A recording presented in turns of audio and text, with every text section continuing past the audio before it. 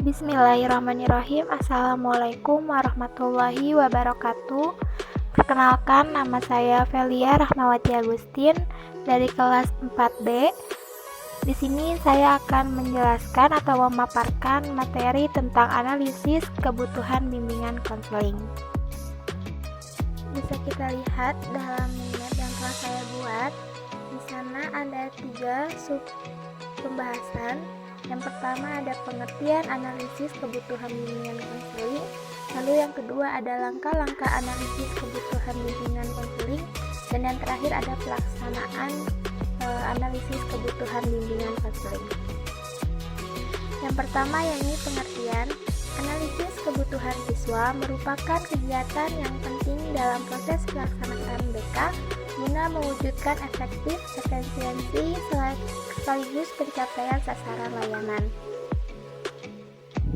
Lalu ada menurut Anderson, analisis kebutuhan diartikan sebagai suatu proses kebutuhan sekaligus menentukan prioritas atau need assessment, yaitu adalah suatu cara atau metode untuk mengetahui perbedaan antara kondisi yang diinginkan atau seharusnya atau yang diharapkan dengan kondisi yang ada. Kondisi yang diinginkan seringkali disebut dengan kondisi ideal, sedangkan kondisi yang ada seringkali disebut dengan kondisi real atau kondisi yang nyata. Baik, untuk materi selanjutnya yakni langkah-langkah analisis kebutuhan BK. Jadi langkah-langkah ini untuk mencari, menemukan, mengumpulkan, meneliti, mendaftarkan atau mencatat data dan informasi, yakni data yang telah diperoleh nantinya dapat digunakan untuk kepentingan pelayanan bimbingan konseling tersebut. Lalu lebih diperjelas lagi, analisis kebutuhan ini terdiri atas rangkaian kegiatan yang diawali oleh kegiatan mengumpulkan informasi dan berakhir pada perumusan masalah.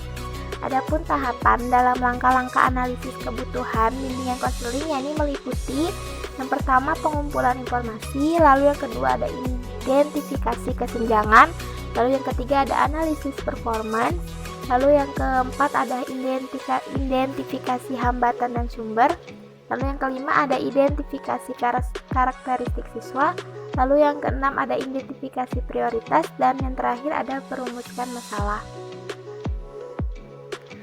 Ya, selanjutnya terakhir ada pelaksanaan analisis kebutuhan bimbingan konseling.